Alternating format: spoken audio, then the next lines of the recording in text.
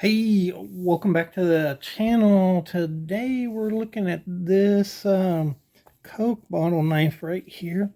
It is a vintage knife that harkens back to the first part of the 20th century.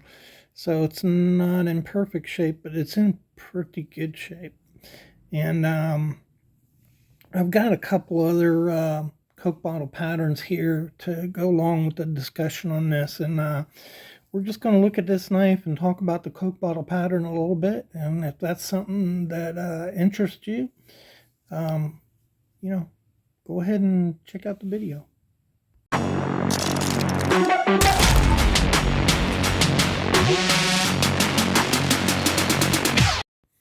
All right, welcome back to the Fortified Castle. Hi to all my viewers. Today we're looking at this Coke bottle pattern. It's a very old kind of pattern. They call it a Coke bottle because if you hold it up like that, it looks like a Coke bottle. It was also called a beaver tail because it has this really wide bulging tail on the end there. You can see like it swoops in here and then it's just almost like a balloon in. And so sometimes they were called beaver tails, but it is a center swell, and so that's the whole center swells. Center swell jack is what these are classified as. These were hunting style knives, and it's a really big knife, completely adequate for hunting, and would have been a fantastic big blade for hunting. And these knives, these Coke bottles, they were the hunter, by the way. That was the max, the best that you could get. There were a lot of styles. Back in the day, this one harkens to the Civil War. You had single-bladed jacks, large clasp style knives that were used, primarily these were used in hunting. You could also cut your steak with this, but they were big knives. In this Coke bottle, nobody's really sure where it came from. Possibly England. It seems most likely it would have been England. But the design does harken back to the Civil War era. So this one is 5¼ inches long, pretty big knife. And you have nickel silver pins, nickel silver liners, and nickel silver bolsters. Very unusual. This was an upscale knife. So normally knives like these had carbon steel bolsters and liners. And so this was meant for the rich hunter. Yeah, that guy. Of course, sometimes back in the day, that's all that hunted was the elite. Us poor folks, we just took out basic knives and basic firearms. We didn't go to Africa and hunt. Look at the matchstick long pull on here in the deep cuts and that.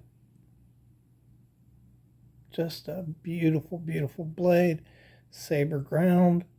And what that does is take big stock and brings it down to a narrow edge so that you can get a better edge on it. And this knife is really sharp here.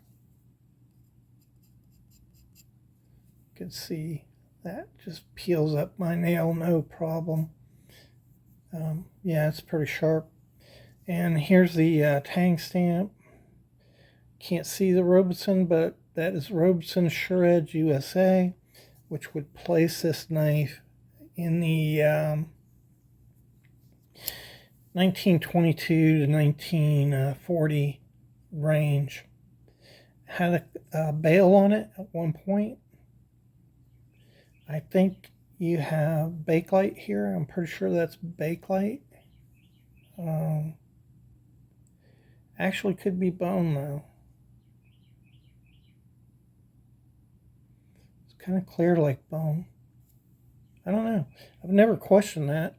I always thought it was Bakelite, but now that I look at it, it may be bone.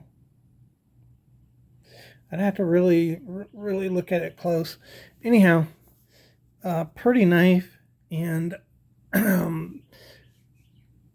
fantastic to have it in this condition right there. I mean, this is another one that I have from that era.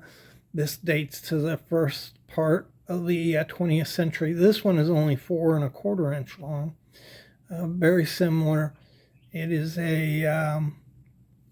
obviously had wood scales on it, and really used hard. You know, it's about 25% of that blade is missing, maybe, and just worn out.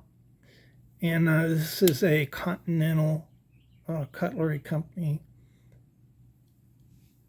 And then this one right here is 4¼ inch, same size as that other one. This is a Queen produced knife, genuine bone, brass liners, brass pins. But when you're looking, I don't know, I'm a knife collector, so when I'm looking for a pattern of knife in something like this, I want it to be representative of the pattern that it's imitating. So this is a reproduction knife, and I would like it to be representative of a Shatton Morgan Coke bottle knife back in the first part of the 20th century. And it is. So this is a great example of a Coke bottle knife.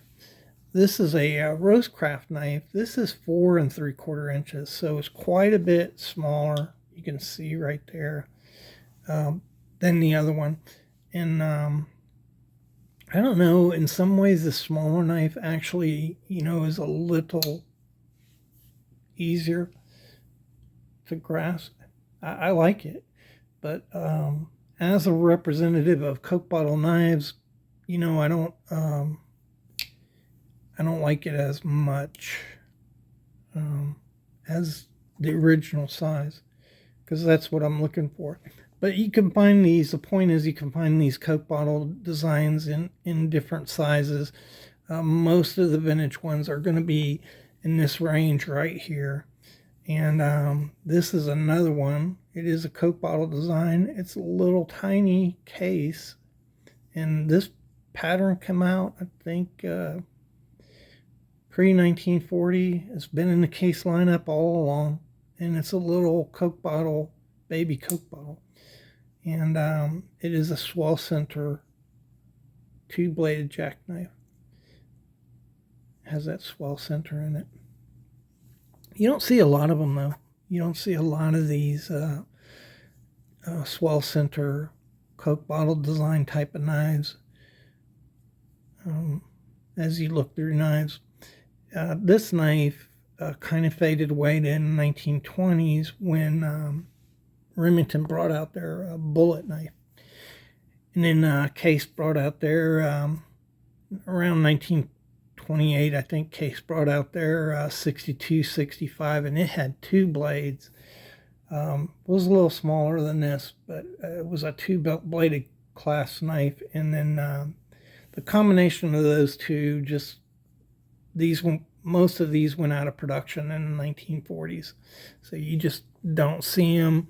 You can find them maybe a limited edition or special edition type of knife in that design, but it kind of went away after 1940. And so anyhow, that is my beautiful Robeson Coke bottle knife. It has some shrinkage here, but bone shrinks too, so I'm not really sure about that. Anyhow, hope you enjoyed the video. Thanks for checking in, guys, and I'll see you in the next video.